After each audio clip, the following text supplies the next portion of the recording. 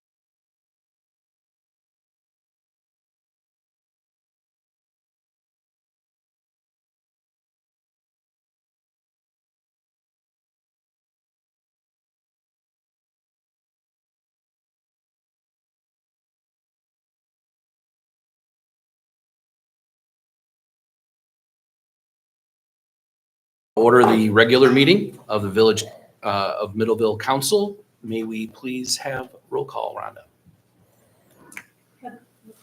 Kevin Smith, Here. Robert Bishop, Here. Tracy Gillespie. Here. Richard Hamilton, Here. John Osterbahn, Here. Mackenzie Peters. Here. Tracy. Ann Williams. And you're good. All right. I'll make a motion to excuse Ian Williams. Support. We have a motion with support to excuse Ann Williams. Guess we could do You can do a regular, just, right. All right. Yep. Just vote. All those in favor? Aye. All those opposed? Motion carries. All right, could we please stand for the Pledge of Allegiance?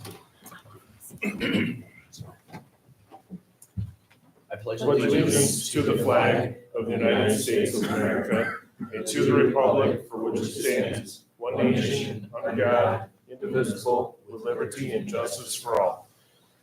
All right. You have to excuse me while I bring all of this up here. I guess the next on our agenda is the approval of the agenda. I'll make a motion to approve the agenda. Support. We have a motion with support. All those in favor? Aye. All those opposed? Motion carries.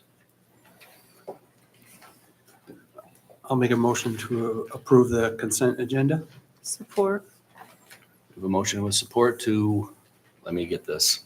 I got to read it. And I can't read that tiny little screen. Please do. So you say motion been made and supported for the consent agenda, which includes the approval of the minutes of the regular council meeting of November 26, 2024, approval of the bills for December 11, 2024, in the amount of $170,309.31. All right, we have a motion with support. Any further discussion? No discussion. No discussion on the All consent right, doesn't agenda. matter then. Rhonda, could we please have roll call? Robert Bishop, Aye. Tracy Gillespie, Richard Hamilton, Aye. John Osterbahn, Aye. Mackenzie Peters, Aye. Kevin Smith. Aye. All right, motion passes. All right, next, we're going to open up the floor for a limit of 3 minutes per speaker for public comment. Anyone? Okay. And we don't have any reserve time for anyone. Ordinances and resolutions. So we have the resolution to approve budget transfer again. I'll make a motion to approve. Actually, I think we have to have Craig explain what Oh. exactly it is that he's doing. Gotcha. Then I'll approve this.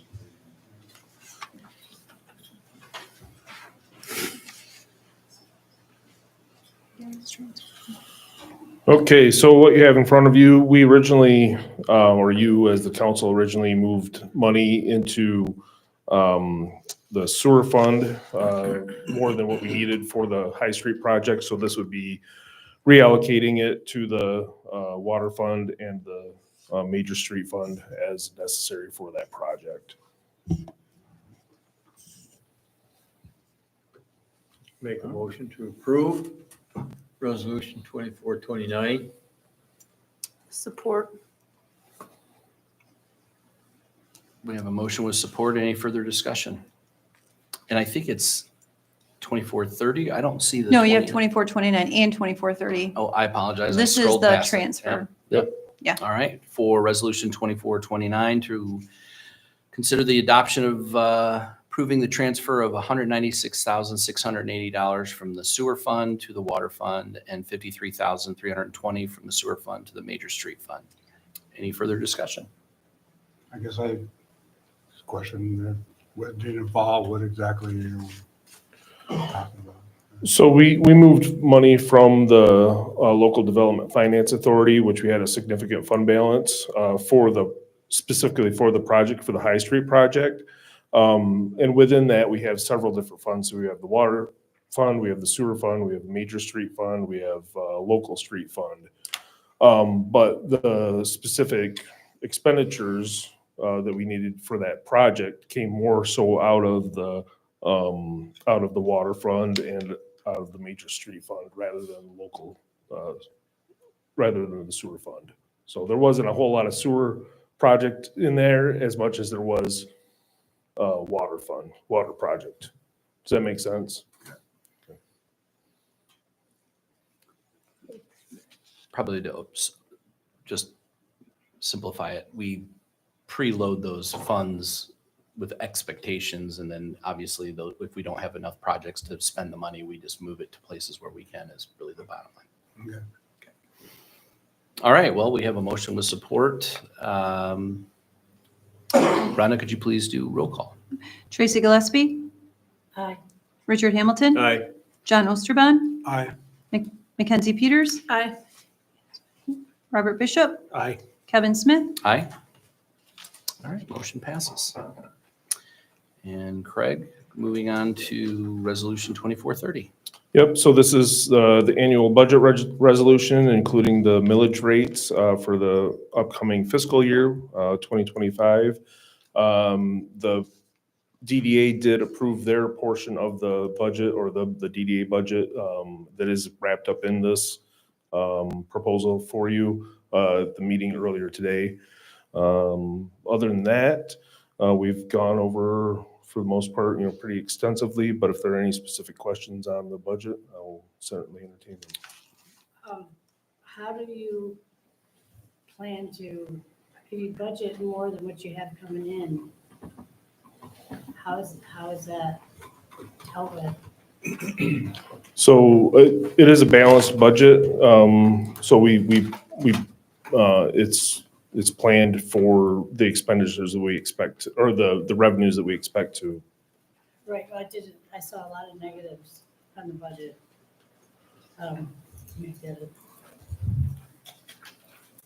Where you had revenues out, and, What's that? Yep. So we have fund balances in a lot of different funds. So for example, we have a healthy fund balance in the general fund. We have a healthy fund balance in the sewer fund, the major street fund. plan to transfer them over as needed, or? Within that specific budget, yes. Yep.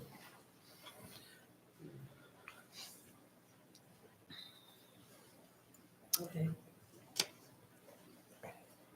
Do I have It is still a balanced budget. So when you see a transfer from one budget to another, then it would be accounted for in that, would be a revenue to that fund that's receiving it, and then an expenditure from that fund also.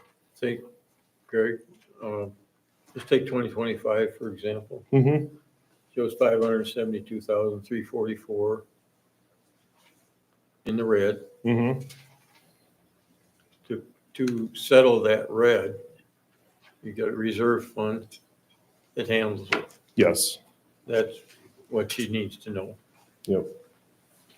Yeah, that was just a thought, that was the only concern I had. Okay. I mean, I didn't see where that was in here, so I didn't know, it just was how you get budgeted in the negative. Right. No, so whenever you see that, like Mr. Hamilton said, it comes from a fund balance that is already, that we have the cash on hand or in the bank for that. We're ending 2024 with a reserve fund. Right, with extra funds. Does it show that somewhere? In the, I didn't see it in here, I looked through it all. yes, I just don't have it at the top of my. I have to find it, but, so I the, mean, I see it right here where it says that we have a balance, but I guess I just didn't, when I did the math, it wasn't coming out when I compared it to the budget, so that's what, that explains it. We have a surplus somewhere else. yep. So there are fund balances or surpluses in those other funds. So that's when, in my narrative, when I say, we'll, end with, if everything is spent exactly how it's proposed in this budget, we'll Gotcha. end with A fund a fund balance. balance of those funds. Yes. That's what I was reading. Like, Yep. where's that? Yep. Okay. Okay, Essentially, if it helps too, that the way I've learned is that you have a pool of money and each expense has to be for its separate account. For example, sewer has to have a separate expense account where you have funds that you can purchase things against. And so when we trickle that down, sometimes we have a surplus, sometimes we have a negative, depending on how the years goes, when we need to do expense transactions for broken equipment or things like that. So when Craig has to look at capital improvements or upcoming projects, it's not that we're in a deficit of funds, it's that we sometimes have to shuffle funds around. From the accounts. Right, and it doesn't mean that we need to increase taxes, and it doesn't mean, we're overspending or underspending, it's just how we forecast how the next year is gonna come up, and because Right. each account has to have its own Amounts, I guess. amounts to expense certain things against, that's why you see all these, and correct me if I'm wrong, but that's the simplest way I could explain it. it's better than what I was able to do, so I appreciate it. Do we have a motion yet? I'll make a motion to approve Resolution 2430 to adopt the fiscal year 2025 budget. Support. Can you back up for me? Just, I need that to actually say what it says there, because it Oh. does have to include the budget, capital improvement plan, and that establishes the property tax rate. Millage rates. Okay, I will So- read that then. So Thank you. I'll amend my You don't have to motion. amend it, because we didn't, Okay, you just I'll got restate clarified. my motion to approve resolution number 2430, resolution to adopt the budget and capital improvement plan of the Village of Middleville and establish village ad Ad valorem. valorem Mhm. property taxes for 2025. Thank you. Support. Perfect. We have a motion with support. Any further discussion? All right, Rhonda, may we have roll call, please? Richard Hamilton, Aye. John Osterban, Aye. Mackenzie Peters, Aye. Robert Bishop, Aye. Tracy Gillespie, Aye. Kevin Smith. Aye. All right, motion passes. Moving on.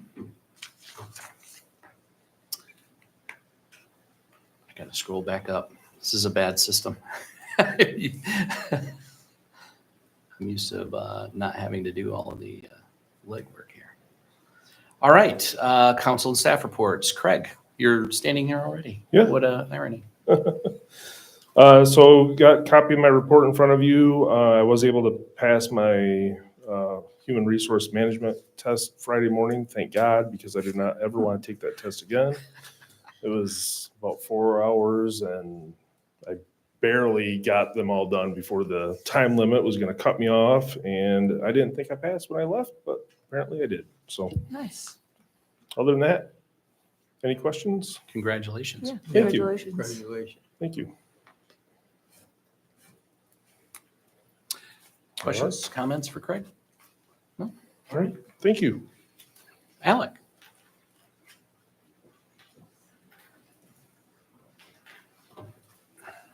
Good evening.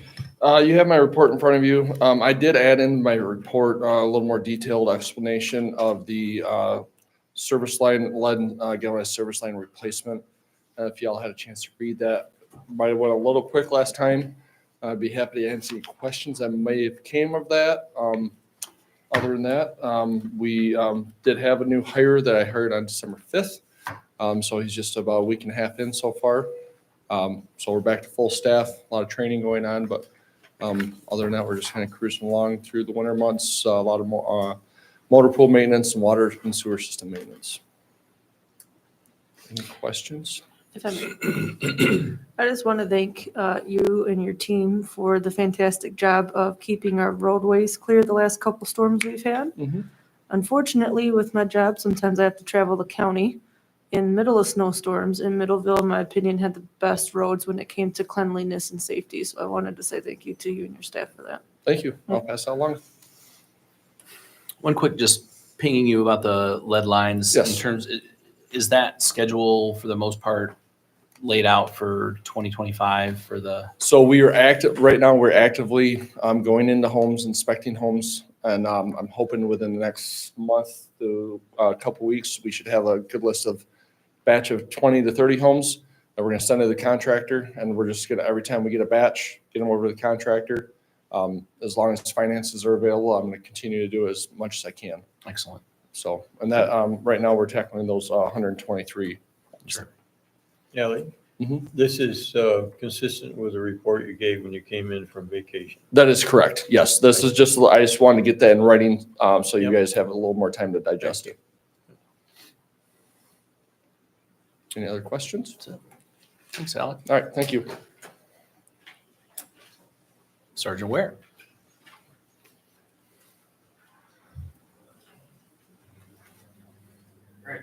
Good evening, council. Good evening. Any questions on the numbers for November? All right. So a couple highlights for the month. We're now into the winter season, even though it's most likely going to be a green Christmas. Want to give you guys some reminders on our winter driving. Please make sure you're clearing ice and snow from your vehicles. If it falls off your vehicle onto the roadway, it's actually a misdemeanor charge. Not to mention the safety of the other people around you. We've had people, not in Berry County thankfully, but we've had people around the state that have been seriously hurt and injured from ice falling off vehicles. Along with the winter stuff, vehicle theft prevention. As we know, Middleville has been subject to vehicle thefts. It's really easy to go start your car and then walk back inside. Please don't do it unless you're using a remote start. And if you're using a remote start, make sure you don't have a key hidden in the car, especially if it's one of the push button ones, because that key's hidden in the car, which is sometimes an easy convenience for people. It makes your car that much easier to steal. Snow removal, as far as driveways go, it's against the law to push snow across the road or onto the road. So if you're plowing a driveway or shoveling, do not push it across the road. It is actually illegal, and as our DPW can attest to, it actually creates unsafe roads. You go from packed snow to clear icy pavement back to packed snow is what causes crashes. So, and lastly, what I have for you guys is staffing updates. We are gaining Deputy Yonkers back. He was up here from he was up here for 2022 and 2023. He's been gone for 2024. He will be back. Deputy Arnold is being pushed out from that, so we're losing him, and Deputy Price will remain up here. Those two will be on night shift until such a time as we get staffing back at the main office to fulfill that third deputy spot. So, Excellent. and when I get that, I will let you guys know and update as soon as I hear anything as far as that being fulfilled. So, Sarge, sir. I got a question. Somebody gets written up for obstruction. Mm-hmm. What does that entail? Obstruction, as far as my stat numbers go. Yeah. So obstruction, typically it's going to be warrants. It could be flee and elude. It could be resisting obstruction. So it's either fighting with the police, running from the police, or having some kind of a contempt of court warrant or something like that. It's kind of an all-encompassing term for all that stuff. Anything else? On your report, the police contacts, it says automobiles 53 and Mhm. persons 257. So that means 53 cars and then 257 people. Correct. Yeah, so, so it's for you two new council members, just so you kind of have an idea of what the stat numbers show. We break it down into criminal complaints first, and those are general topics. So like an assault, it's not necessarily going to be a fist fight. It could be a domestic assault, which again, assault just is the threat to do harm, where the battery is the actual touching, unwanted touching. So assaults include assaults and batteries, larcenies and frauds. It's a very vague topic, but to simplify it, we do basic topics. Non-criminals are going to be the same way. A lot of things, like you'll see our general non-criminals, typically those numbers are one of our higher ones every month because it encompasses almost anything else that isn't specified on this list. When it comes to our contacts, police contacts, the automobiles, most of that's going to be either vehicle theft stuff, traffic stops. It's going to include car crashes, things like that. So that means that we dealt with 53 automobiles related to either our complaints directly or traffic stuff. And then the persons, that's going to be any complaint related thing, traffic stop related thing, not just going out and talking to people in the general public, but this is actual like complaints or time spent doing enforcement stuff. When we get to the community policing, that's gonna be typically, you know, if we stop by a business, just to say hi and check up and see how things are going. If we're stopping, you know, doing residence checks, you know, if somebody's on vacation, we're doing a residence check. That's where you're gonna see those numbers. So most of those primarily are gonna be business checks. It'd be like, you know, if I needed to stop in and see Ms. Peters for a minute at Carvath, that would count as a business check for us because we're in the business, we're checking on things, we're letting them know that, hey, we're here, we're around, getting to know business owners and things like that. So that's kind of a quick breakdown of what those numbers mean. Thank you. We always offer free coffee or hot chocolate to our officers. And donuts. And yeah.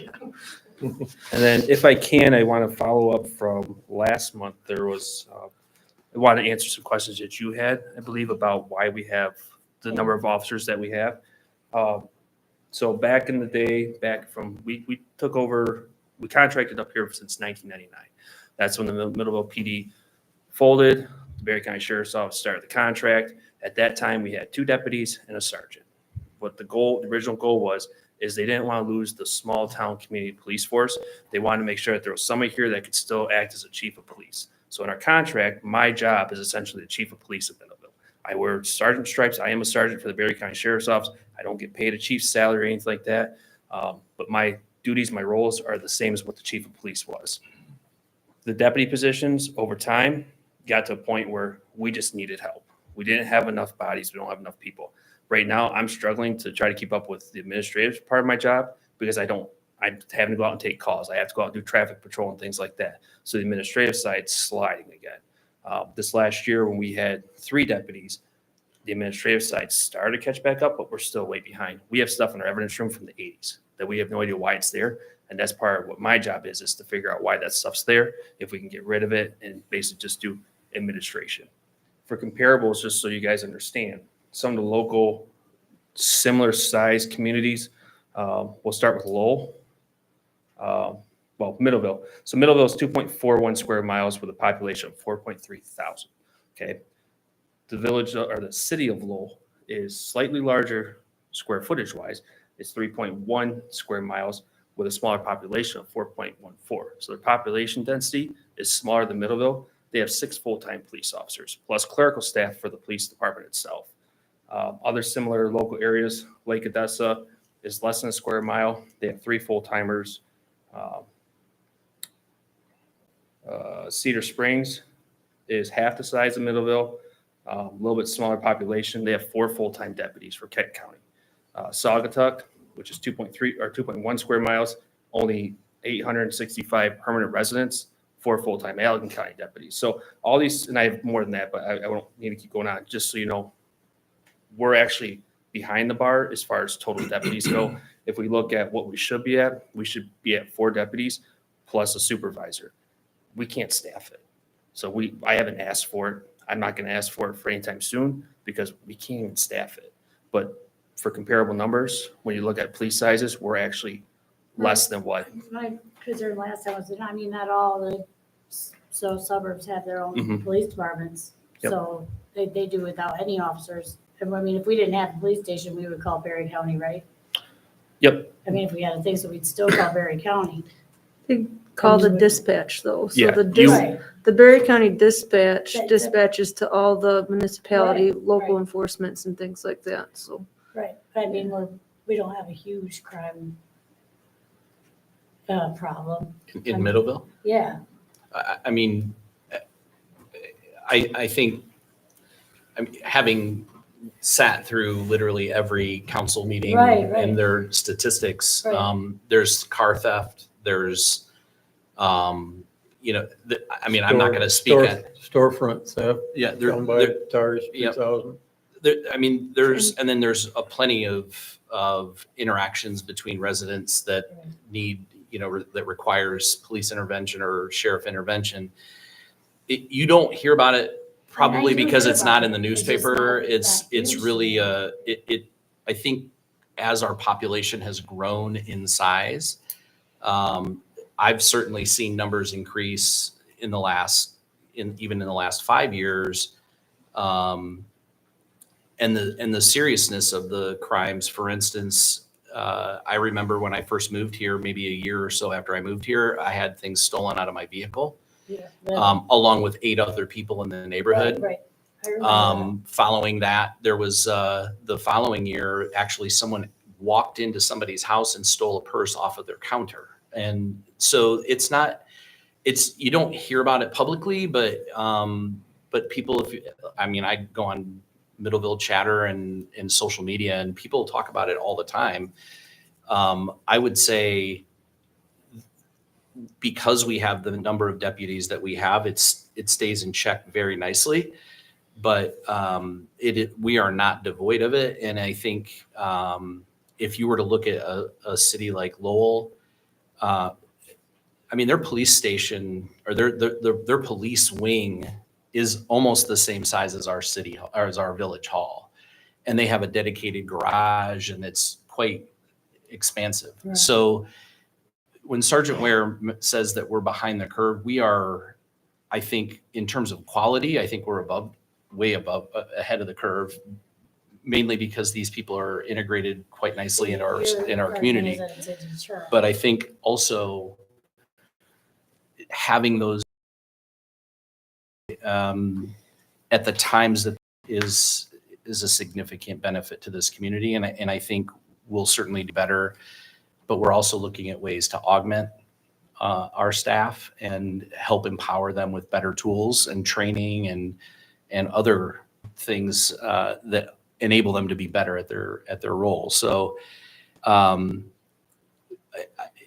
I think we're right where we need to be, and we should be even a little better. But I think we have a great community, and I think thankfully we're not so ridden with crime that it's difficult to keep up with. So, Well, and if I may piggyback off that's part of it too.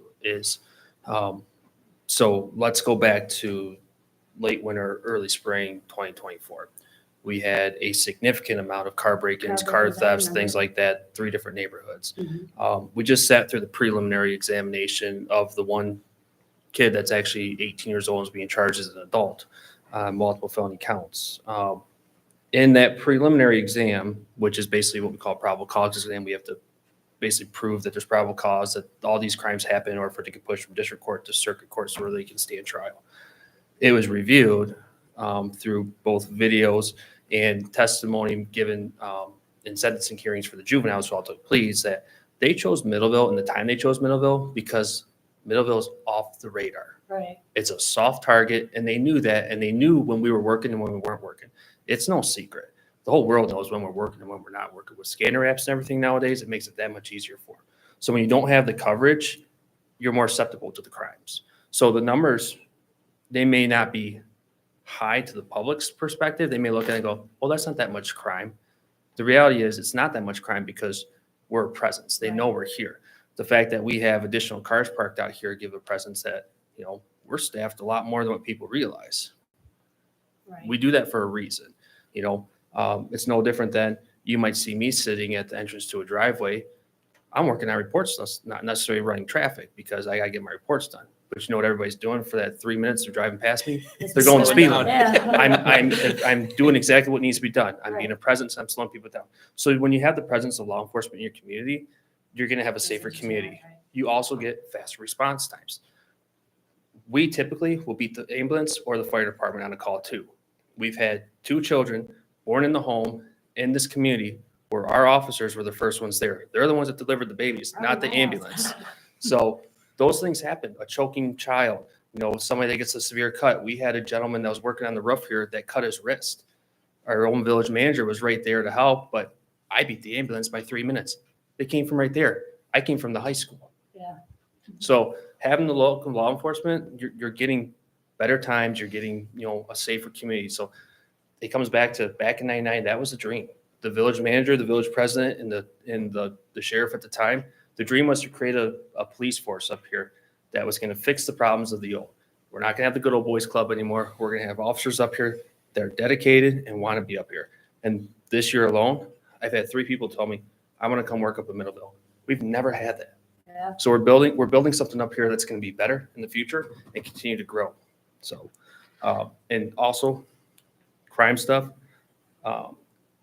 We're not even through December yet. For the first 11 months of the year, we're at 1,090 complaints. That's 3.7% higher than last year for 12 months. So our complaints are increasing. And I can tell you, one of the big things I was talking about the Mid-Villa project was, oh, it's going to create crime. It's not going to create crime, but it's going to create more complaints for us and fire, because I can tell you right now, we're going to have traffic issues. We're going to have crashes. We're going to have lots of civil dispute stuff. So we're going to see numbers continue to go up, not in a negative way, but it's going to create more busyness. It's always going to happen when you have growth. It's great that Middleville's growing, but what else is growing? Not just Middleville, the Middleville area. So as the Middleville area grows up, where do those people come? They come into town to get groceries. They come into town to eat. They come to the schools for events. They come to walk the trails. Right. That's increasing our busyness too. It doesn't have to be inside the village, but they're coming to the village. Right. So that's where we're at now, where it's like, we continue to grow. We're going to have to grow the police department. It's just a matter of when can we get the staffing to do it? So. I was just wondering, you talked about response time. I don't think anybody's suggesting we go less officers, but let's say the scenario happened, we didn't have you on contract. What would response time be if we had to rely on, who's in Berry County? We relied on Berry County. Or state. Best case scenario, you have somebody in the village and it's going to be about the same, less than 5 minutes. Worst case scenario, they're all tied up down in the corner of Assyria Township on some crash or some big thing. You're talking over an hour response running code. So lights and sirens trying to get from one corner to the other, because we're basically up in the northwest corner. So for them to get from the southeast corner up here running lights and sirens, it could take up to an hour, and that's good weather. Now we throw winter in there, you might be talking 2 hours for a response, if not longer. If it's, bad weather, snowy, super strong winds and rain in the summertime. So somewhere in between is going to be your average. I can tell you, when I was working the out county and our deputies weren't up here, I'd say the average was 20 to 30 minutes to get to a call up here. And that was even priority calls. Now, I guess being new, with the officers we have, what your priority is Middleville? What if We there's are- stuff going on in other parts of Berry County? Yeah, so that's a good question. That comes up every year. In fact, it was last year. We spent some time doing some number crunching on that. Our guys, myself including my deputies, we're contracted to the village. But because we're sheriff's office employees, the contract reads that for emergency purposes, we're not tied to the village. So for example, a crash comes in, let's not even call it a crash. Today there was a fire over on Yankee Springs and Payne Lake Road. Big commercial fire. Nobody was available to help with traffic. I checked in at 7:00 and they were trying to find more people available. I started going because that's a big emergency issue, trying to block off a major highway going through our county. Didn't make it all the way there, and the fire department finally was able to free a couple guys to do traffic for us. Turned around, came right back. I didn't keep going. My job was done. I came back. Later today, there's a fire over in Yankee Springs Township. Another one at the trailer park. That's off in the trailer park. There's nobody in the home. The homeowner's one calling. I didn't go to that one because I was able to use my discretion and go, nope, they don't need me for that. They don't need traffic. They're not trying to pull people out of the house. The fire department's going to beat me because it's way over there. Didn't have to do that. But when those emergencies come in, my guys use their discretion and they determine if it's the right time to go or not. A CPR in progress call. Myself and Deputy Price, we went all the way down to Pinedale Road over by the fairgrounds. We beat the ambulance by 5 minutes, and we started doing CPR on a guy before the ambulance could even get there. Those are the times where I tell my guys, you're going, and they know that. And that's because our ultimate goal is we're going to protect people of Berry County, but our focus is here. The small peddling stuff that goes on all around, the neighbor dispute, even just on the outskirts of town, it's not our business. We're not going out there. Now, if it starts turning into a fist fight, absolutely we're going to go out there because our job is to protect life and property. But if they're just having a disagreement, not our business. The car deer just outside the village, we're not going to that either because it's not our business. Now, if we come across something on our way back from like today, I had to run down to Hastings and I had to do some admin work down there. On my way back up, I came across 2 cars on the side of the road. I stopped to make sure they're okay. Everybody else is tied up in court or on the south side of the county. It's a car deer. 5 minutes, grab the information, let them go. So we do take calls outside the village. But when it's rare. I think it equated to 2%. Something, yeah. He had 2% of it, and then 10% of that 2% was in the township. Yeah. So, yeah, that's not a very big number. No. We asked, Our guys are very good. They're very Yeah. smart. They know that if it's outside the village and it's not emergent, you're not going. And even if it is emergent, like this morning, the minute you're not needed, you get back to the village. And they know that. And they're really good about that. So we're really good on our time management. We really try to make sure that all our time is spent up here or directly with the village. we asked all those same questions. Yep. We got the same answers. Yep. Only Yep. he came back with some great stats on what the percent was outside of the village and in the township.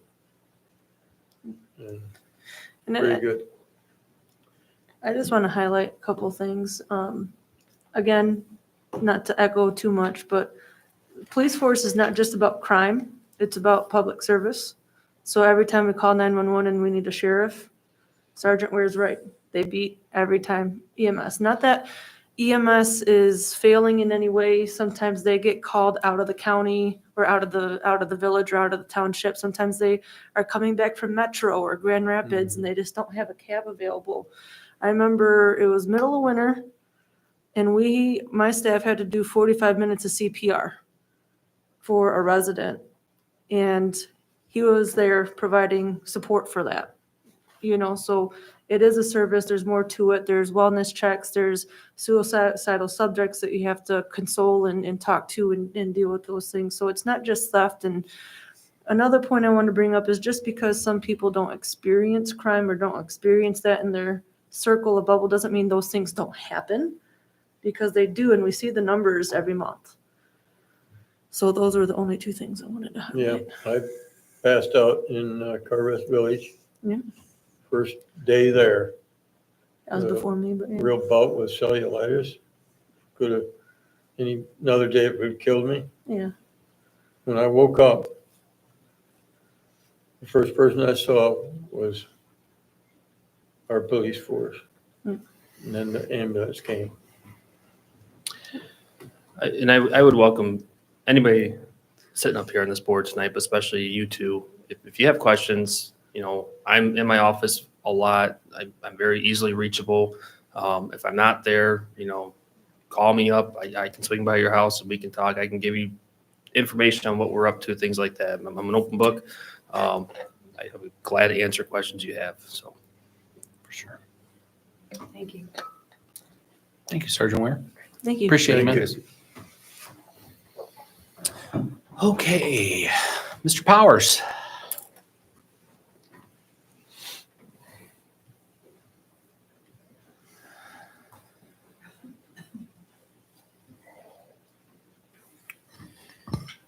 Good evening, council. As you can see, there's not a terrible amount going on in this December. Permits have been slow. Like I said, it's just a slower month. If anyone has any questions beyond what's included in the report.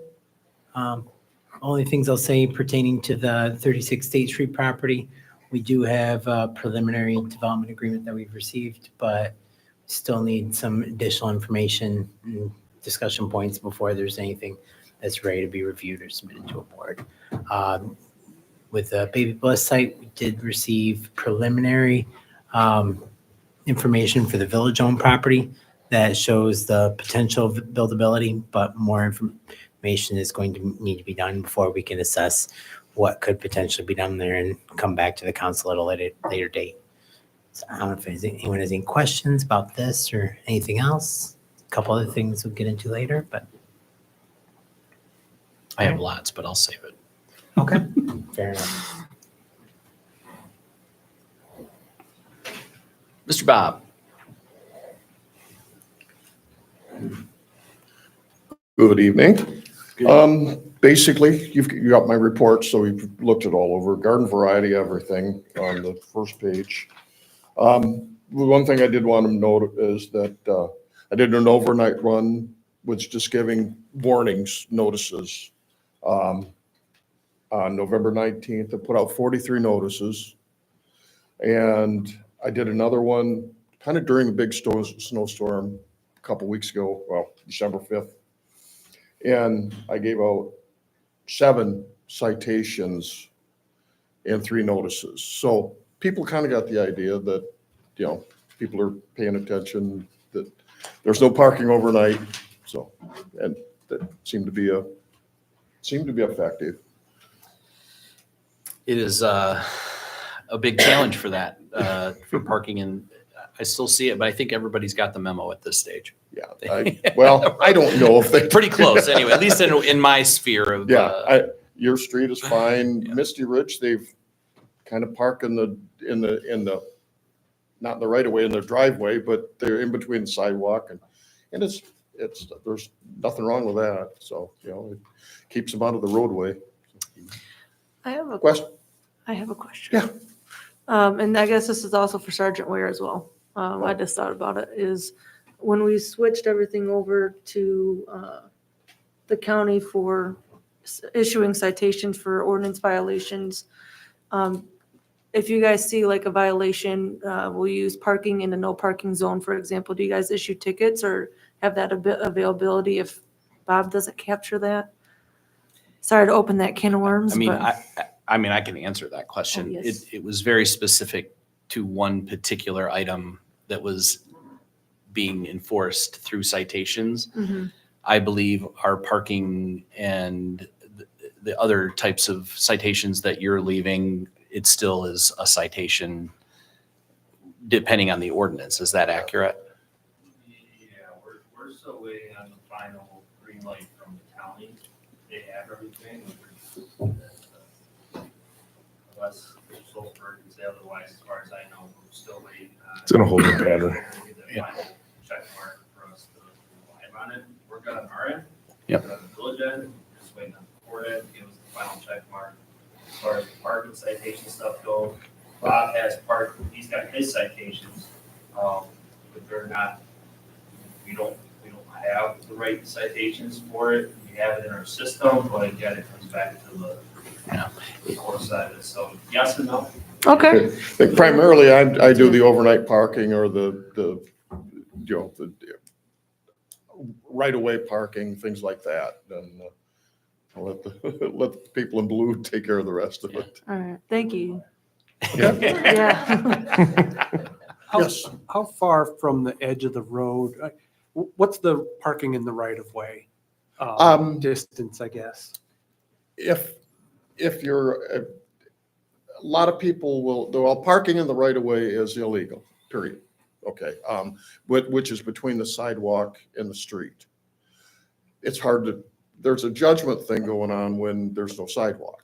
Yeah, And- because my and neighborhood doesn't have sidewalks. But if they're in the, halfway, it's pretty, if they're gonna start blocking the traffic patterns of, two-way street, that's kind of, I won't give them a citation the first time. I will certainly give them a notice and say, So I'm pretty lenient. I give a lot of notices, a lot more notices than I do citations. And maybe in the same line, or I don't know, meet with you personally, is that what's the guidelines for parking in your front yard? As long as you're not in the right of way, or? There isn't one. There is not. Okay. There is not one. In the right of way between the sidewalk and the street, that's illegal. Okay. There's nothing that says that you can't park in your yard. But you better have a license. Unless it's an RV, Right. Or if it's unlicensed car. to be clear. Unless it's an RV, then there's That'll a come up in the rule. spring again. A certain class of vehicle. Thank you. Thanks, appreciate it. All right. New business. Nope. Do you have any liaison reports? Oh, no, liaison reports. I apologize. I skipped over that. Any liaison reports? I have several. Have at it. Okay. And the library meeting was canceled again for this month, so we won't be having that meeting tomorrow. I sent a whole bunch of information to Craig and Rhonda for TAPRC. We have a resignation from a village appointee, Emily Dock, so we'll have to post that. And so they have that. It's posted. Look at that. We are moving from monthly to quarterly for next year for our meetings, and Catherine had sent over that schedule. I think we'll have it added at some point to next month's meetings? We posted it. Okay, That's all we so, have to do. okay, It's perfect. already posted in the bulletin board. Okay. And then, rec plan, so we would like to, we moved the meeting to the end of the month versus the second Tuesday of the month because of conflicts with township and school board meetings. So we moved it to the fourth Tuesday instead of the second Tuesday, or fourth Wednesday instead of the second Wednesday. But we are obviously looking at a 5-year rec plan coming up. So I gave Kevin, Craig, and Rhonda the information for discussion because we're going to need entity input for that. Because we want to work with Williams and Works. So hopefully in January, we'll be on the agenda and we'll have that discussion. Each representative from each board is going to have to get the input and represent that at our January meeting, that fourth Wednesday. So keep that in mind if you have any questions about TAPRC or if you want any information about our rec plan and what that means and what it means for our RFQ cert. I'm probably using the wrong acronym, but let me know. I'd be happy to answer any questions or again, defer you to our very talented staff who might have some of those answers as well.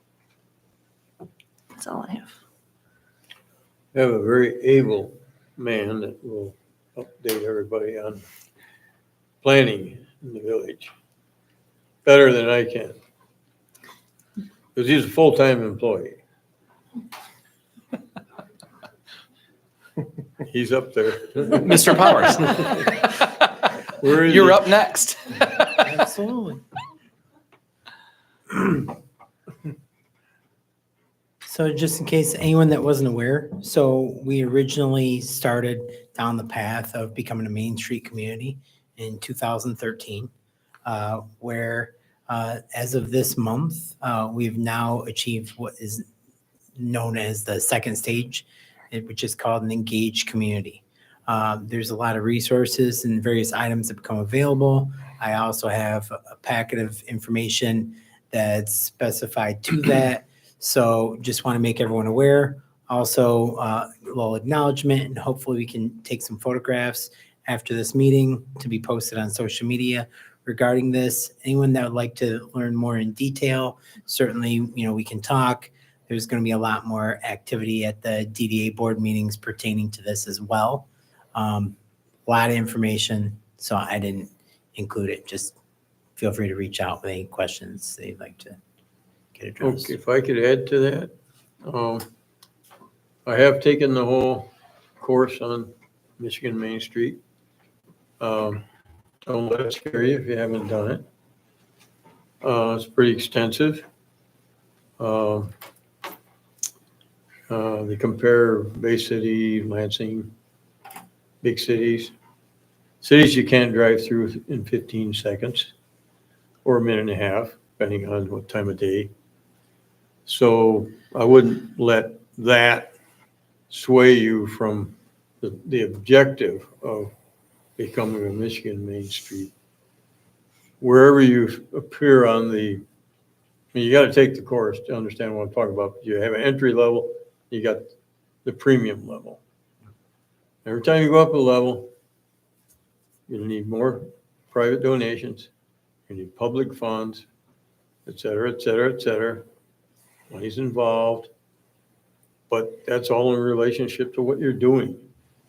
So a model for Middleville wouldn't be like a model for Lansing or anything else. It just shows where you can go from where you're at to where you can be. Supposedly, it's supposed to give us an advantage in terms of net gain, in terms of taxpayers' dollars becoming useful to the economic development of the community. If we are a net loss, then we ought to look at it pretty close. What are we doing? But you ought to take that course. Takes a while. If you're tired, don't take long. Takes forever. So anyone that's But if you're doing it at night after you get home from work, good luck. Nibble at it. So if you're interested in taking that course and you don't have availability, let me know. That course does expire. So we may have to resend a notice of that course. And regarding like the next steps, a lot of it isn't so much in regards to financial investment, but it's more so us having proper information about the businesses and how we can better serve and cater to those businesses. It's typically 3 to 5 years is what's expected for communities to get to that next step. I can't say what it will be for the Village of Middleville and if we have interest in going to that next level, which is designated as a select community. But that's going to depend a lot in regards to our volunteer network and that level of engagement, because they utilize a 4-prong approach that really helps to kind of standardize our processes. So when we started down the path to RRC certification, we started down this path too. There just have been different transitions, and this one hadn't, went and escalated like the RRC certification had. I'm going to underscore the word volunteer too. Every single one of those success stories that they have in that training had an incredible number of volunteers. So this isn't a taxpayer play where we're spending loads and loads of money. What we're doing is we're creating an atmosphere where people want to volunteer. They give of their, they give of themselves to the community for all the right reasons. It is the success stories alone in that training are really remarkable. And it is such an in-depth process that requires data, requires feedback loops for reaching out to the community. And any of those communities that, again, were used as the success, they had a great feedback loop back to the community. There were visible signs of their engagement in the community, whether it's flowers or just creating a walkable environment for people to just enjoy the downtown area. It's an exceptional program and led by people that have fostered growth and economic development in communities many times. So these are really subject matter experts in making your community better. And again, if we're not preaching to the public to get involved and be participants in this particular program, that's, I think, the root of nearly all of our efforts. So it's time well spent. Doug? I think we have zoning board of appeals appointment. So, Or unless you're done, unless you. no, I'm good. If Can I add no one has thing any other before? questions. So the DDA did formally approve the reorganization plan that I laid out for specifically Doug's position. So his title will be new next year as Director of Community and Economic Development. And with that, we'll post the assistant to that office also very soon, and hopefully we'll keep you updated on that. But Doug did agree to step into that role, and I think he's gonna kill it. So Excellent. That's great news. Fire. It's great news. All right. So regarding board appointment, this person was previously listed as the Board of Appeals board member. So he has a long-standing relationship on the board. Being that the vacancy or the remaining term on this board would only allow for, likely only allow for one upcoming board meeting. That's why you see the recommendation written before you in the way it was. I believe most of you, if not all of you, are familiar with this individual. I don't know if you have any questions for me or anything specific, but the recommendation's written in a way that you could potentially, suspend the rules and allow for that person to not just serve the remaining term, but, serve an upcoming term too. I will make a motion to approve the appointment of Stephen Baldry to the Zoning Board of Appeals to fill a unexpired term expiring April 30th, 2025, temporarily suspend the open board committee council positions policy, and appoint Steve Baldry to the Zoning Board of Appeals to the term expiring April 30th, 2028. Or We have a motion with support. Any further discussion? Other than this is an incredibly valuable person with loads of wisdom. So it's a great appointment, and he'll certainly serve well in that role. All right, I guess we can just, all those in favor? Aye. Aye. All those opposed? All right, motion carries. Thank you.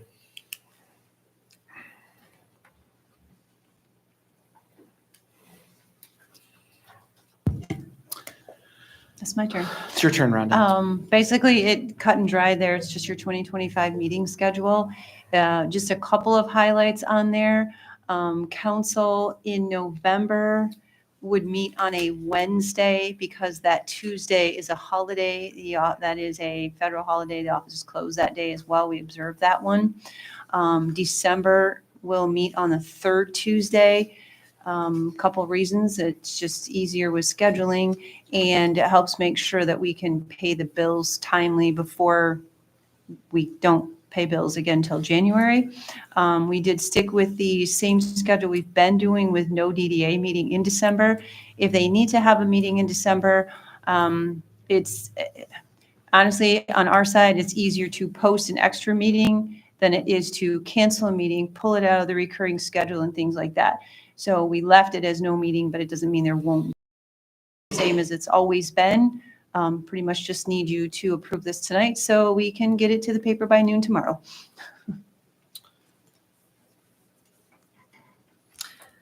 I'll make a motion to approve the 2025 meeting schedule for the Village Council, Planning Commission, Downtown Development Authority, Local Finance Development Authority, Zoning Board of Appeals, and Wellhead Protection Group.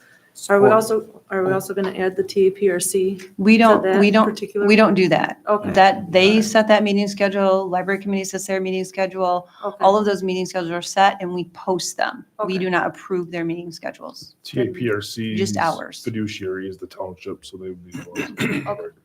Well, then my motion is as stated. And supported. And Mr. Bishop supports. All right. All those in favor? Aye. Any opposed? And one side note, I do have, since you've all approved that, there is a copy of that for all of you tonight so that you have your own copy of that meeting schedule. Thank you. Mr. President, Yes, sir. I like the fact that we don't have the MCOW anymore. But I would like us to revisit. I've got 12 extra meetings. I'm not complaining. I like the job. I like the commission I'm sitting on. But I think in all honesty, we should revisit all those meetings. And anybody else that's got a lot of committee assignments. I just respectfully ask to revisit that in some form or other. Sure. Not saying what it should be or fairly soon in the year. I'd be open to a discussion just because, I sit on 3 committees, Right. so, but not that we need to have that now. Yeah. So, thank you. Definitely something for future consideration.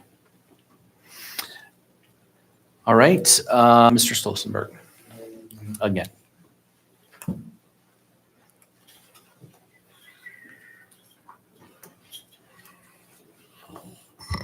Okay, so what you have in front of you, I sent everybody a copy of this via email, so hopefully you all had a chance to take a look at it. Wrapped, I wish they came up with a different name for their company, but well, Millennials. that's neither here nor there. So in an effort to try to be more communicative to our constituents, and it's certainly been a request out of council over the past couple of years. We reached out to these folks to give us a presentation, to talk with us about what it would look like. So REPT is it's a video. I don't know if you want to move ahead, Rhonda. Messaging platform assists in answering questions. Really, it's a frequently asked question kind of board, which could, could be used, they could be answered by both staff with videos, which they'll assist us with those videos, or even with AI by pulling information and delivering it that way also. So it builds, back end resources and things like that. We'll have a spot on our website if you approve this, where folks can ask specific questions, ask the village. That we come up with pre-recorded, videos and things like that. For example, on the lead lines, what are we doing to replace the lead lines? What happens, how often do we test the lines? Where are the test results located? Things like that. What does the budget look like? Things like that. Where are my tax dollars going to? However, things of that nature. So I've got the presentation, but I don't necessarily want to read it word for word. There are a lot of communities that are using this, specifically Traverse City, and there are other communities in Michigan that are also using it. Any questions right now? Sure. What's the difference between doing something like this and just having a page on Facebook that you posted all your media? So we would definitely put this out on Facebook also, as far as, the links to it and things like that. But the difference would be that they're going to assist us with getting the message out there a little bit better, more professional. Not that we're not professional or anything like that, but then they can actually interact with us a little bit more. Whereas right now, we don't allow people to comment on our Facebook page. Oh, right. Because we don't want the back and forth of that going on. And we can direct people to Alec, for example, or to me, if it's a specific question in our specific departments. How much does it cost a year? It is, How much? $12,000. $1,000 a year after the first year, right? so First 3 months are $500, and then after that, it goes to $1,000 a month. yes. I'm gonna be honest, Craig, that sounds like a lot of money for something that's a want and not a need. It's steep, I don't disagree with that. And, the council asked me to come up with, some options. So this is the option that's really out there right now. So. I would, Mr. President. Yeah. Craig, I would rather see you develop that skill so there are one-on-one in the office contact with the community as our village manager, not some outfit in California or someplace else. I'm sure these people are very good using AI and everything else. But I think we know a lot about our own community. Mhm. We just got to learn how to get the message out. Rhonda was correct when she told the resident the last meeting that we only post actionable items that they can read. But they need to know the story behind those actionable items. Mhm. And I think this office is perfectly capable of doing that.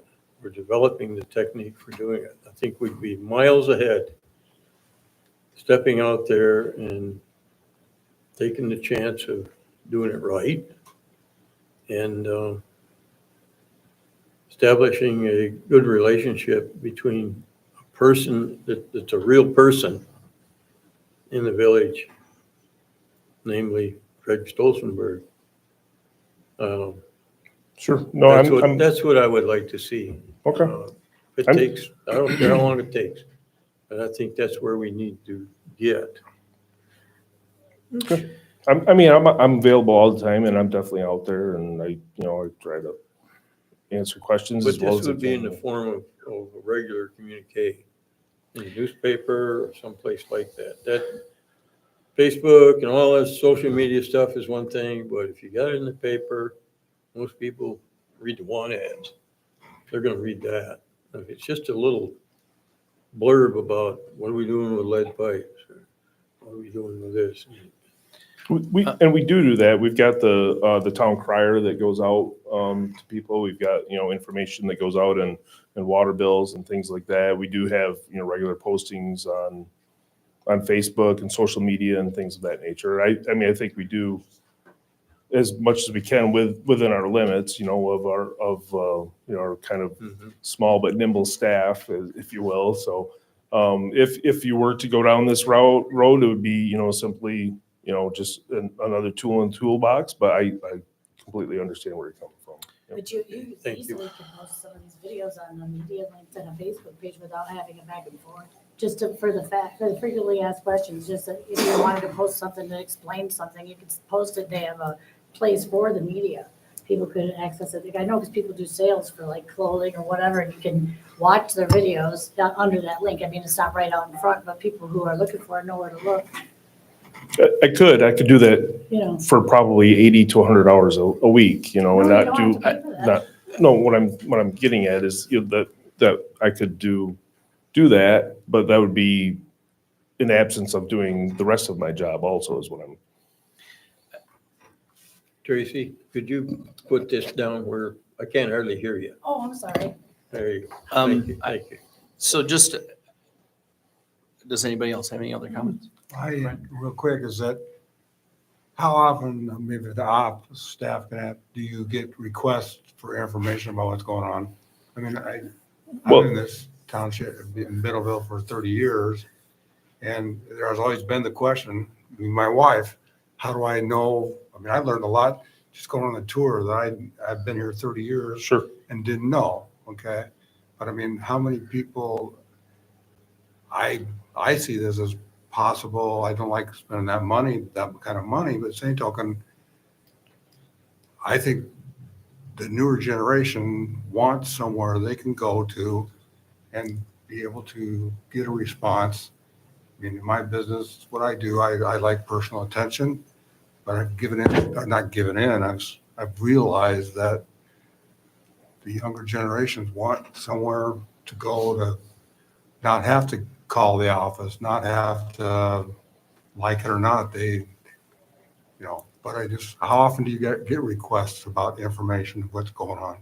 I don't think we get enough, to be perfectly honest, John. What we get is, on social media, we have people in the community that post questions or assumptions of what's happening, within the village or within the government, things like that, without knowing the true story or knowing, what's going on. So there's a lot of misinformation from folks that, gets out there that I instruct my staff not to comment on that stuff, not to follow up, because then you get into a back and forth and a tit for tat, things like that, and it doesn't do anybody any good. We do have email, phone, everything available for people to reach us if they choose to, but most of the time they don't. You go ahead. You can answer. I have a few points about this whole thing. First of all, we have a lean staff, and they're dedicated to exactly what it is that their title is, 99.999% of the time, which also going up and over 100% is customer service and the information source, et cetera, for questions and concerns that may not have anything to do with what exactly it is that they do every single day. We don't have a team of 80 people in that building. So just for a second, please. Oh, so sorry. So the point here is that as we go on social media, I have engaged in a very simple question that took 3.5, almost 4 hours of my life to follow it to conclusion. Now that gentleman came into one of our meetings, it was fruitful, very well thought of questions, and he engaged with the board exactly as I would have intended after spending 4 hours with that person online and 25 other people that may or may not have all of the information. when they invented the phone, everybody said telegraph is fine. And when they invented the internet, everyone said that the TV, television was fine. And when, now as we continue to move forward, we're finding ways and tools to expand on the ability for people who don't have time to answer every single question on the phone or in an email or create. And this is, I think, the part, if you'd read the presentation, they do video production. They do and it's very templated in terms of how they approach their messaging. Craig does not have a camera room set up ready to sit in front of a camera and do social media messages to post on Facebook.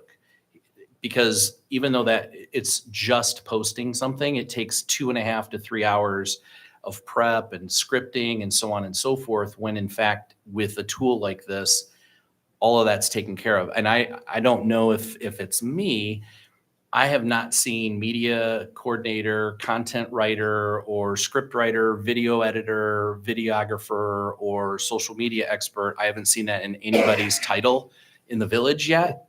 So what this is it's like adding a person dedicated to being a high quality communicator to the community where we fail as a board and as staff, because we either don't have the time or we're just not engaged because we don't know how to engage in the right way. Leveraging social media is difficult. It's an art, and it's something that, Craig advises his staff to not engage at all, which then in turn leaves a vacuum. And in a vacuum, people make up whatever they want to make up, and then they'll go on and spew that on social media erroneously. So if you look at this as kind of a PR tool, it protects our reputation, it educates our community, and it allows for us to answer questions that if 20 people say, where are my taxpayer dollars going, we can show them, and they can help produce very thoughtful messages using the tools that they are used to using every single day. Because while Craig may have 25 minutes a week to spend on communicating an effective message to the community, these people do it 100% of the time for 40 hours a week, and they know exactly how to do it in a very short amount of time. So it is worth, if you're trading dollars for effort, it's an exceptional tool.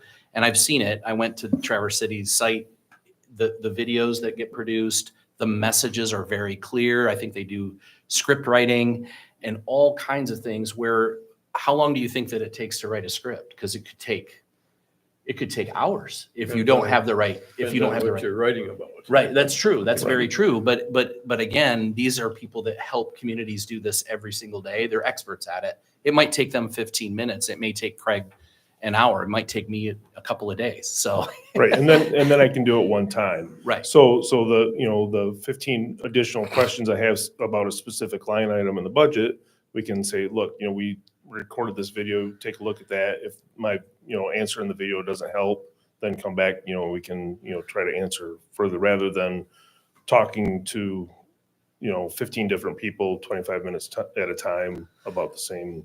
So I didn't know other Here's people the- were gonna be but- doing it. I thought it was just a platform for you to post your own videos and your own answers to the No. questions. So I didn't think you were doing, or I thought you were gonna be doing the work anyway. So, It'd be if I may, You may. here's my concern, is we post agendas and we post content and educational material with those agendas and a lot of time history. We post the minutes. We have a live stream video YouTube that stays on YouTube forever. And we still can't get people to go to our website to read that stuff or watch the video.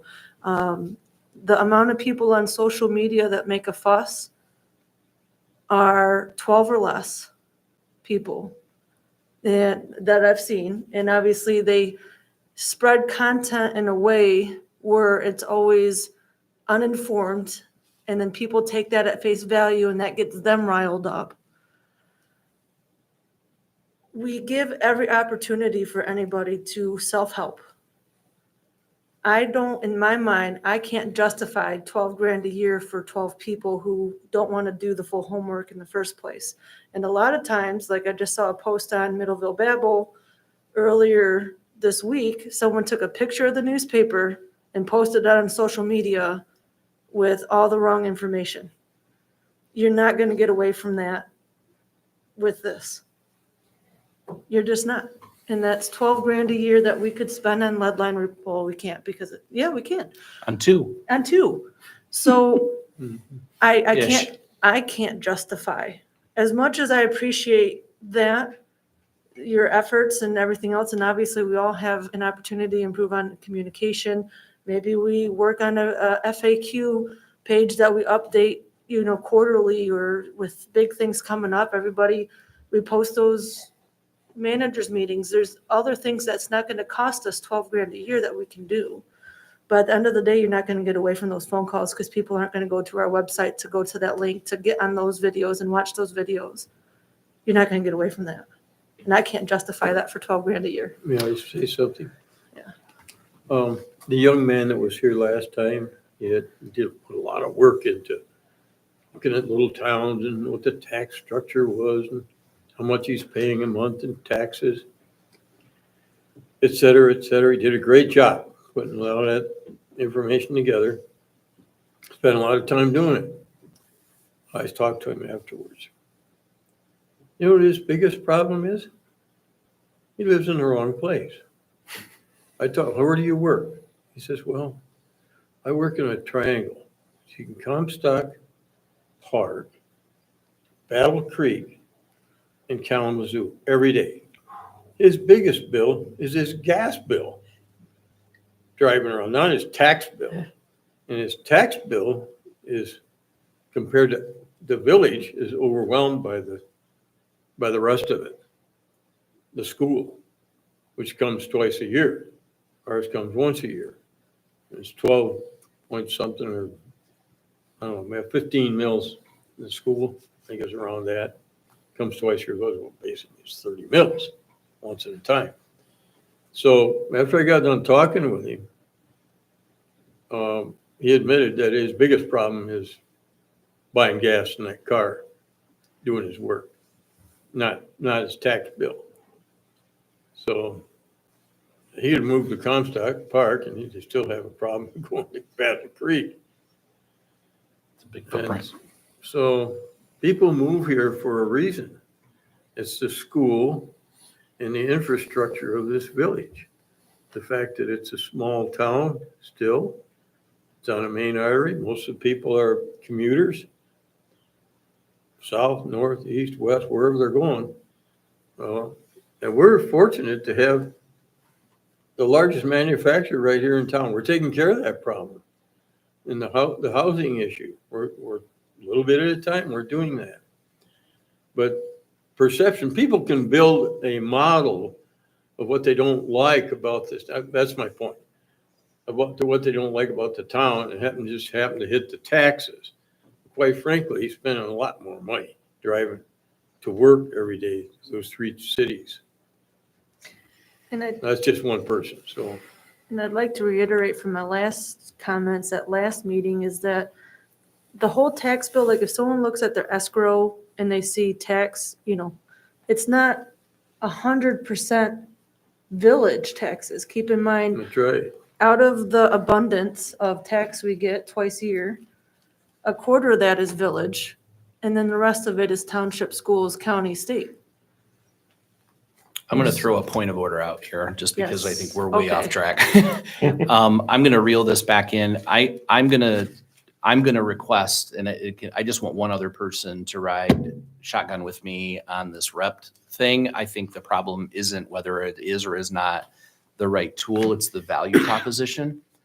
And if we're not finding value in it because of a presentation that's probably 1/5 of the message, I think, because I did a lot, I really think this is a great tool for our staff.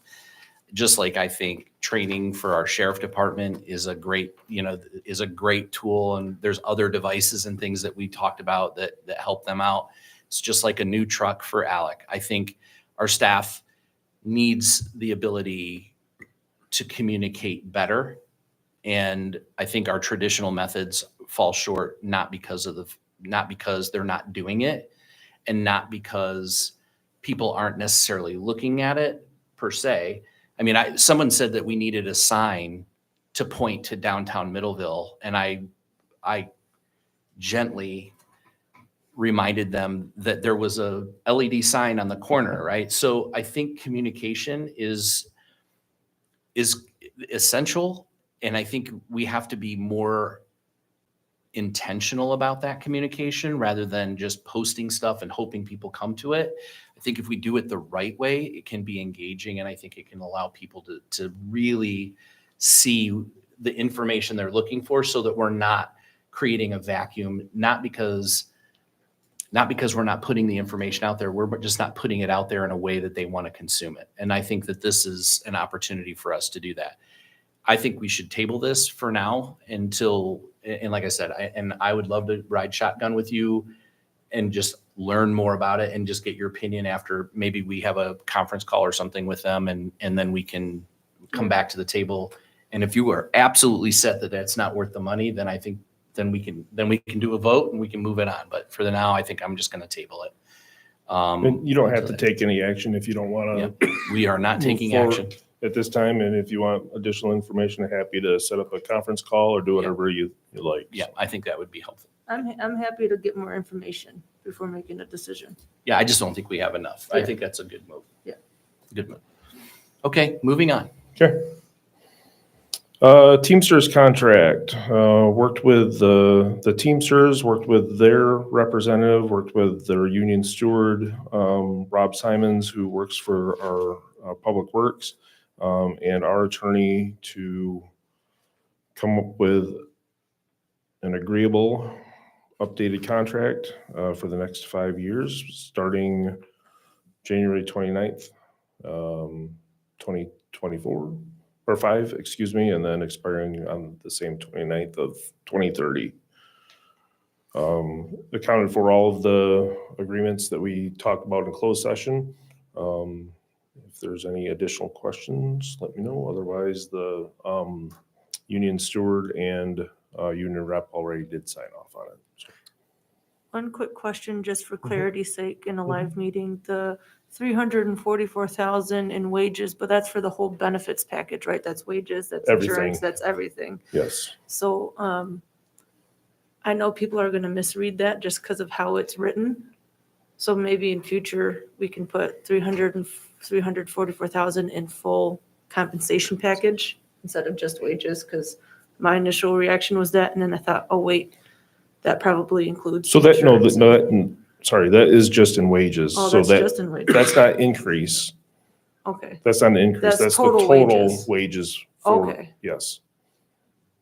Which includes the benefits as well, right? No, just wages. So that's just wages. Yes. Oh, I understood that. for how many employees?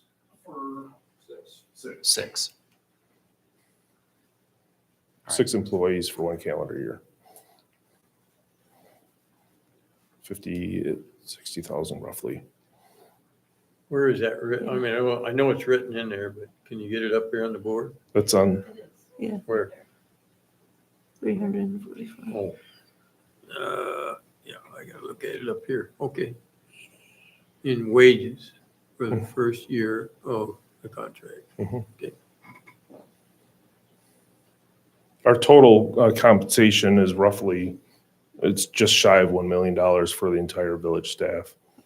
So I guess, annually. if people are looking at that and they're kind of scared, roughly the average is about 52,000 per employee, which is about common for a DPW worker, give or take Mhm. some. Okay, I Yeah, feel you better could- doing the math. You could put that in there parenthetically. Yeah. That would be a little softer Yeah, if, okay. if we're trying to make it soft. It's trying to make it softer, but that's okay. I mean, There's no way of getting around it. the council asked me for information. I provided the information That's great. that's Thank you. there, so. was very dense. Thank you very much. I was just, the reason why I was under the impression that it was because there's hospitalization, but it's also because of, it doesn't necessarily It does not include wrap the every. expense in there. Correct. But in the agreement that I reviewed, it does talk about hospitalization, life insurance, and Yes. benefits in there. So that's why I thought that that was all inclusive. Right. But, And I apologize for not including all of those. yeah, it probably Should have that, yes. I probably would should have agree. amended that, Yes. but that's fine. Yep. All right. Either way, Motion is in order. I'll make a motion to approve. Do I have to read that whole thing? Move I to can. approve. Okay, you do it.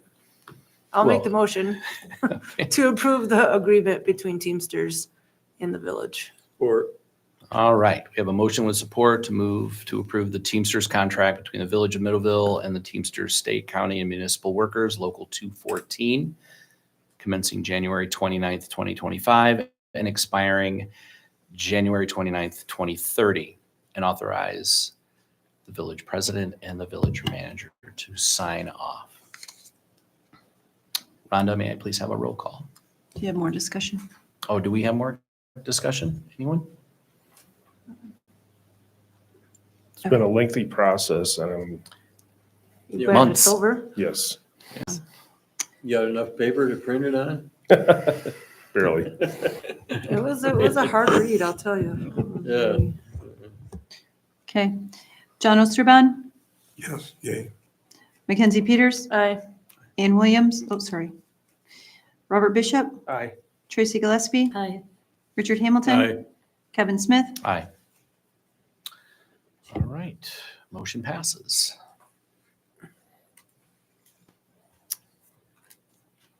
Moving on.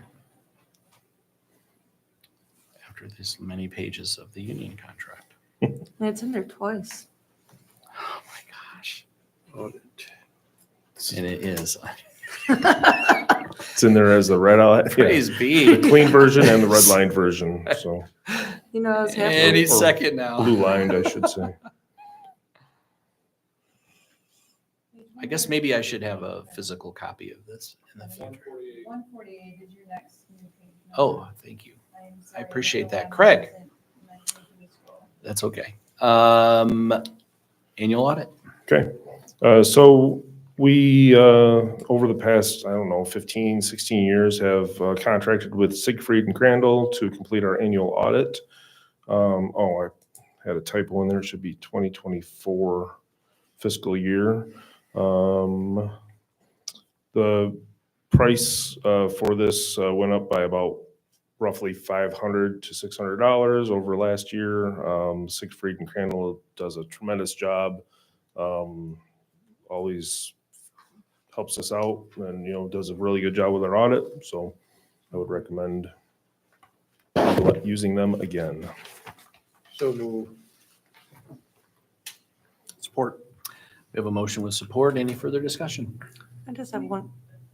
I just need you guys to back up just a little bit there so someone actually reads what that motion is and the dollar amount. We have a motion to approve the letter of understanding with Siegfried Crandall PC to complete the annual audit for 2024 fiscal year and authorize the village president to sign it An amount on not to exceed $16,250. and not to exceed $16,250 Thank you. from the general fund. I don't care about that. I have a question. Mhm. So I know that they've done great for us in the past, but are these one of the things that we should get bids on? We could, if council Are we so chose required to do. We are not, no, because we have a longstanding agreement with them and not only do they audit our books and then the state audits their findings as well. And we always have good results from that, so. They also work with all our BSNA software as well. Okay. So, I mean, I certainly like the continuity of knowledge that they can pass down from year to year on our books. I just want to make sure we're in compliance with our ordinance since that was brought to our attention, even though we already knew that Yep, for our absolutely. last meeting. When they were originally contracted, there were multiple bids when they were originally contracted, so. I actually don't mind that concept, just to make sure that they're in the ballpark. Mhm. It never hurts to fact check, even with as long of a relationship as we have. And I agree that if it goes up, it'd be nice to know if it's going up $500 or $600 annually, and they're $10,000 more than the next guy. So it would be helpful. Sure. So if you like we can do it however you like, we can, go out for bid on this one or this year, or we can look at it for the subsequent year. I think Next year. at this stage, we're here. It would take probably a significant amount of time, but something worth doing. And even if it's not immediate, if we're not going to immediately use them, it might be nice just to give them a notice that we're just sending them out to bid for Sure. 2025. So, Yeah. yeah, it would be useful. All right. Did we have an emotion with Right. support? You have a motion in support. All We're right. ready for roll call. All right. Roll call, please, Ron. Mackenzie Peters, Aye. Robert Bishop, Aye. Tracy Gillespie, Aye. Richard Hamilton, All right. John Osterbaum, Aye. Kevin Smith. Aye. Just one more note, if you see anything in the packets or anything like that, or, a lot of times I'll send stuff out ahead of time, especially if it's something new, like the rep or anything, please, feel free to give me a call or email me or something like that, ahead of the meetings even, or, fine, I'm happy to answer anything that comes along, so, okay. All right, thank you. Thank you, Thank Mr. you. Stolzenberg. Oh, the next thing is me. So obviously, we've had a fairly large turnover in our board. I am going to be, I would like to appoint Mackenzie Peters to be the president pro tem in my absence, which should be very rare, but almost inevitable in January and early February because I won't be in Michigan. I Be warm. 100% support that idea. So I would like, so we have, I would like to get a motion with support to approve Ms. Peters for President Pro Tem. Are you making that motion? Yeah, I'm doing it right now. Okay. Support. Any further discussion? Am I allowed to vote? You Yes, vote. you have to. You have to. One of the few times. Yeah. All right, we have motion with support. No further conversation, discussion. All right, actually, I would like a roll call, please.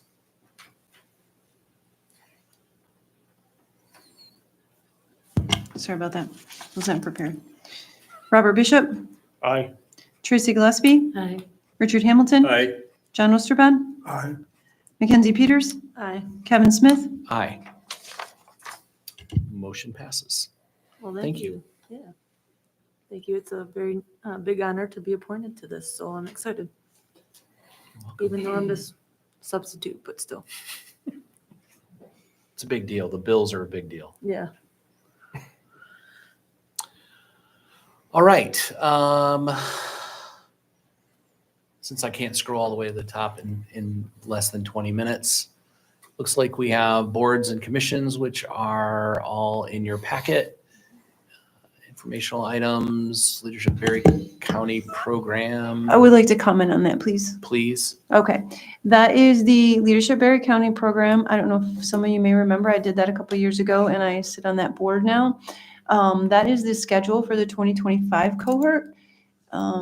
If anyone is interested in doing that, it is $435. And what did you say about our budget for We that? got funds that we can pay for. Yeah, we can do that. You would have to make a decision soon. It does have to be paid by January 10. But yeah, we'd probably have to make a deal with them because we don't pay bills again until the 17th. But yeah, if anyone's interested in that, if you could let Craig or Kim or I know, definitely a good program. There is a new, what's that word? Like a new director over there for Leadership Berry County, but she looks like she's gonna be on top of things. If you have any other questions. Are those sessions like on January 16th and 17th? Are there 2 sessions, right? I missed the last board meeting. So I apologize. They were talking about that it was, I don't know if the overnight is required or recommended at this point. The opening session is at Pierce Cedar Creek. Then, It's usually an overnight, so that's yeah, why they have the it 2 usually days. is. Yeah. That's my Um, question. There wasn't two bespoke individual ones for, Right, it's the whole thing. right. The communication one typically will be right at Berry Community Center or whatever. Yeah, community, is that what that's called? Berry Community Foundation. Yeah, right there. Yeah. The DEI is usually there. Court day is a morning in court, and then there's usually a session with local police officers and things like that afterwards. Berry County Tour is exactly that. You tour the county in a party bus. See a lot of cool stuff. Civic engagement, I don't remember exactly what that one is. The Capitol is a tour to the Capitol. Healthcare is usually split between Thornapple Manor and the hospital. National Issues Forum is typically right at where BCF is, and then graduation is also there. The civic engagement is, it's a talk on county government. I've delivered that Oh, before. that's the one that's out at 911. Yeah. So yeah, you tour the central dispatch, And then you get and to then you learn talk about about, yeah, the county Yep. government. thank you. I'd be Definitely a interested- worthwhile program, for sure. You can sign me up for that. I'll do that. Okay. We'll probably have to have you sign yourself up because there's Yeah, questions. I'll And see you then tomorrow. I will email Duska tomorrow and ask how we can pay afterwards. So, Check will be in the mail. yeah, exactly. Okay. I guess I had a question is, something like this compared to, when Tracy and I went to the MML, they talk about the academy, going through the whole process. It's completely different. Different. Well, I mean, it's completely different, but I mean, Mhm. in terms of being new to the position, would you see more value doing the MML Academy or something like this? Probably right now, They're totally they are different. totally different. It is completely different. As far as it pertains to your role as a council person, I would say the MML Academy would probably be more pertinent at this point. As you're looking to, the good thing about the Leadership Berry County is you get to network with different leaders throughout the whole entire county, and you get to learn about, who runs, the different organizations out there and things like that. So that's the neat thing about that. But as far as specific to being a council person, the MML Academy would be that. And this happens every year too. Yep. So if it's like, no, I'm already doing the academy, let it go. Look at this next year, for sure. This happens every year. Okay. So, When you go on that Berry County tour, that's Mhm. 8:35. Mhm. What happens on that tour? you hope you don't get sick on the bus. And you stop for lunch. Yeah, there is a stop for lunch. I mean, I can't tell you exactly what they're going to do this year. When I did it, we toured Faisenfeld Center, we toured Bay Point, we went to Gilmore. Oh, yeah. And then we also did just a lot of seeing things in the county. So we went out to, like, literally, we just toured around the county. We saw places that were pretty dilapidated. We saw places that were really nice. You kind of see how things, what is it called? Pleasant Acres or something like that. It's really not very pleasant. Unpleasant Shores. Yeah, something like that. Sure. And they really talk about how different things have come in place now to prevent what happened out there. It's, Thornapple Lake. yeah, it's out that way. Yeah. So, yeah, you are literally on and off the bus for the whole day. Okay, Mhm. not a word of. Or read and all that stuff with my car. All right, public comment. Anyone? Can I say one more thing and then we're No. at public comment? Yes. Okay, sorry. No, I just wanted, Kim asked me to remind everyone, if you wanted a new shirt that you pay for yourself, she needs to know by Friday. Do what? She sent an email about getting new shirts. Oh. So if you want one, you do have to pay for it, but you have to let Kim know by Friday. Are we done now? Thank you. Final council comments. Mr. Hamilton, start. Can you start that in? I'm still thinking. Thank you. All right, Tracy. I got nothing. Nothing. Mr. Bishop. I will say that I was supposed to go to that training in Lansing, but the third time that my car turned sideways, I decided that it was better to live. Went home. So I did not make it. Choose life. That's a good choice. Yeah. I don't know if it was just the weather that was so bad or if I just drive a subcompact car and it's terrible in the snow. I was terrified. So, but yeah, that's all I have. Okay. I insist. Encourage everybody to log in and take that Michigan Main Street. It's very informative. Congratulations, Mackenzie. Thank you. You're gonna make a fine pro temper. It's a good meeting. Very good meeting. And welcome to the new folks again. Thank you. And thank you for running a smooth meeting, Mr. President. I appreciate that. Thank you. And thank you for the gifts. Mm-hmm.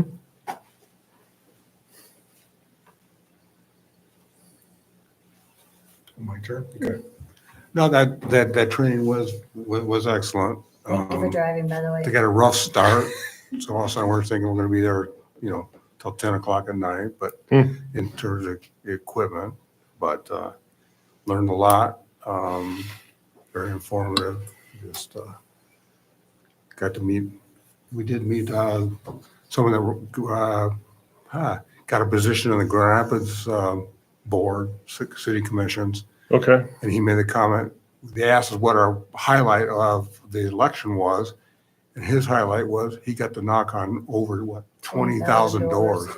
I'm going, okay, see how many doors that Yeah. it kind of blew me away. Mhm. It was pretty good.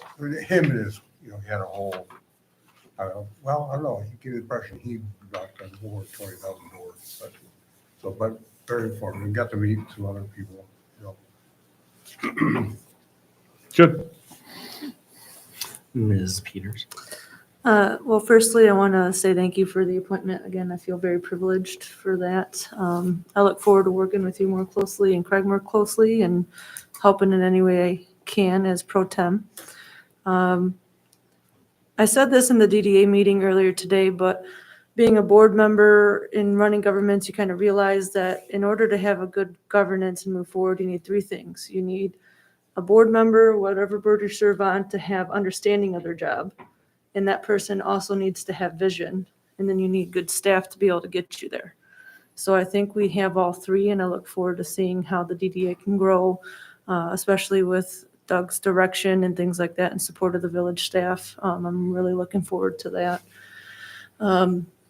I want to thank you for all the effort you put into the contract for the Teamsters and DPW department. And I think that was a rough year for you and Alec and everyone else that did that. So thank you. Thank you for our law enforcement for doing what you guys do daily, especially when the roads were very bad. So even after they were very well cleaned by the DPW, they were still pretty slick out there. So I want to thank them for that. And then I want to wish everyone a Merry Christmas and Happy New Year. Hope you guys get to spend time with your families and friends and don't party too hard. And there's law enforcement out there, so don't drink and drive. And thanks to Bob Yes. for 3 a.m. scout. Yeah, Yes, indeed. that's all. All right. Well, thank you, board, for an exceptional year. Welcome newcomers, and I'm excited. Just after my second meeting, it seemed to go pretty well. So just bear with me while I practice more. I think, the one thing that I want to really highlight tonight is I certainly am working very closely with the DDA, with Doug, trying to build bridges I think that this is going to be an exceptional time for healing and fixing a lot of